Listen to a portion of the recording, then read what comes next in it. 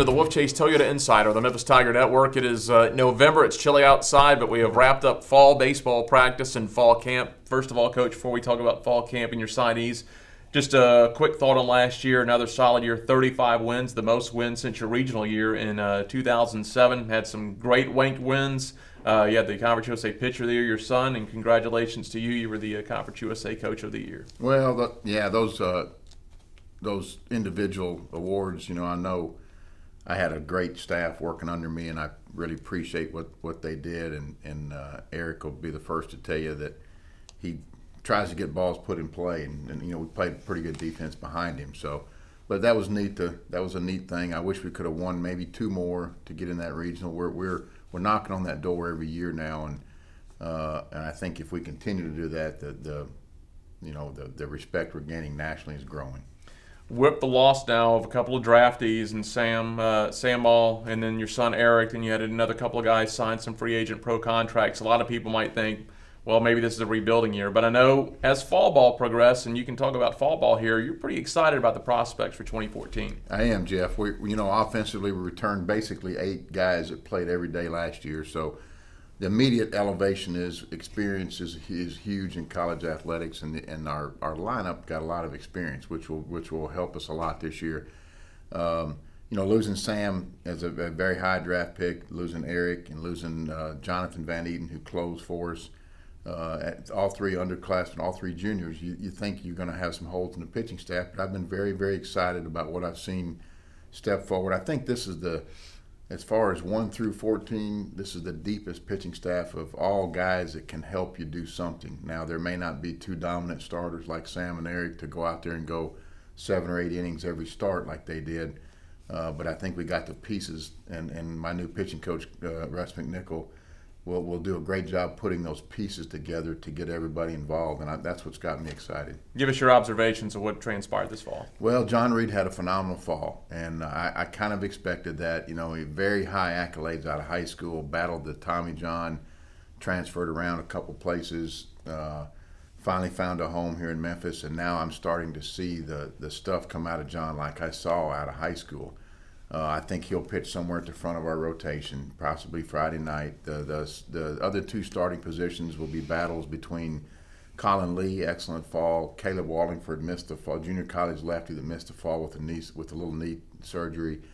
Dylan Toscano, freshman Ryan Garner really made some noise this fall, lefty Ryan Garner.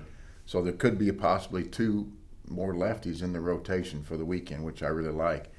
The strength of the staff, I think, is – and Bryce Beeler, moving Bryce from right field to the mound because of the injury to the shoulder, preventing him from swinging this fall.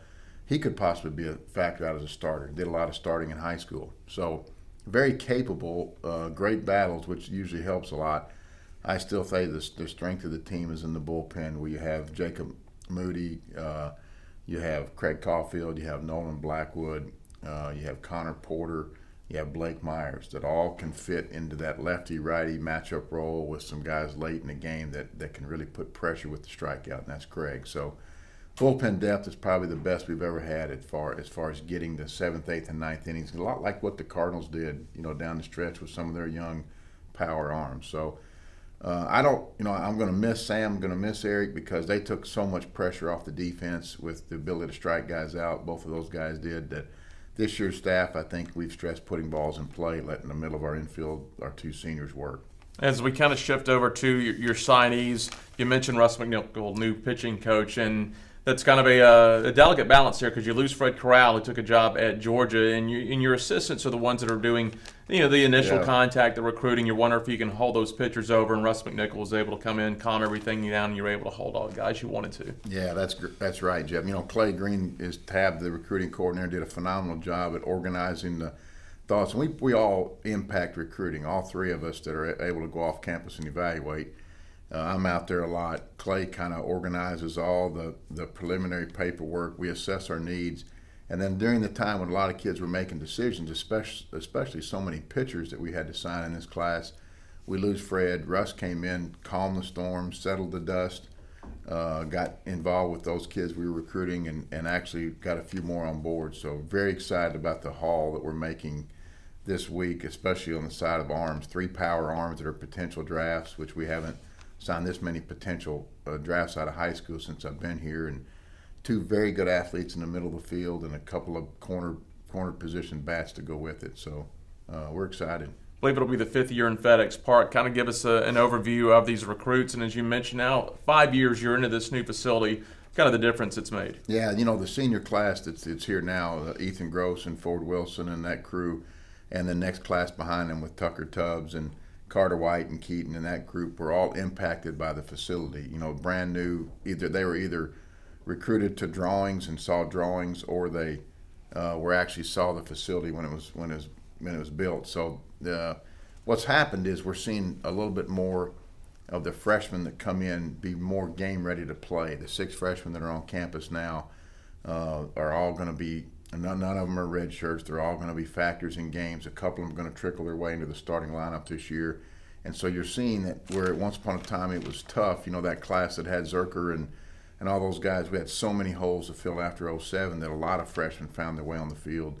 That you know, normally doesn't happen if your program is in good shape roster-wise. And we're in good shape roster-wise, but these freshmen that are here now, Darian Tubbs, Chris Carrier, Trevor Sutton, Ryan Garner, they're going to find their way. Nolan Blackwood, Zach Schrettenthal, they're going to find their way on the field this year in some roles, and that's very encouraging. And I anticipate this 2014 class to be exactly the same. Coach, we can't go really in depth on every single player that you signed this year due to time constraints, but you went heavy on the pitching, and you get 8 of 9 are kind of Shelby Metro local players. Yeah, the impact locally.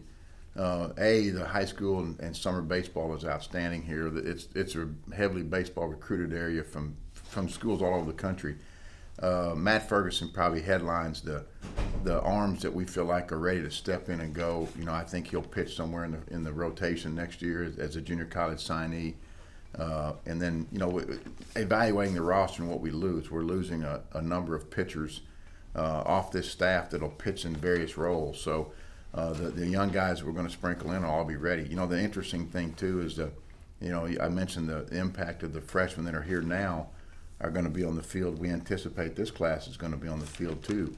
2 middle infielders, Cody Duncan and Brandon Montgomery, are both a little different than Ethan Gross and Zach Willis that we're losing. They're more of speed, bunt, energy, plus defenders, not the gap power type guys. So we're going to more of an athlete that can steal bags, and the stolen base is becoming more prevalent, and we recruited to that. We anticipate both of those guys playing very vital roles next year as freshmen.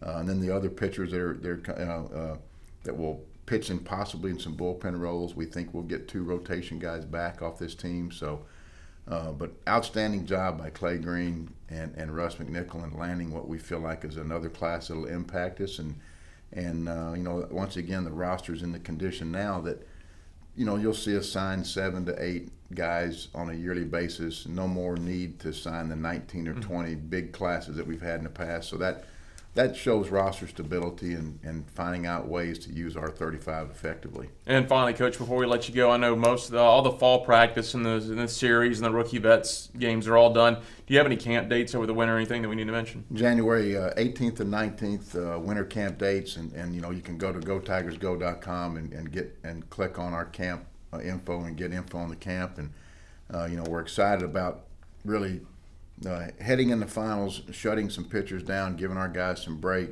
But this team is anxious to pick it up, you know, back up. We'll start January 16th, the first day classes start, and February 14th we kick it off. And this team is kind of hungry to take that next step. You know, enough guys returned that kind of had a tough taste in their mouths at the end of last year, but also experienced enough success to know that we can do it. All right, Coach, thanks a lot. We'll talk to you in the spring. Thanks, Jeff. Head Coach Daron Schoenrock, I'm Jeff Brightwell for the Wolfchase Toyota Insider on the Memphis Tiger Network.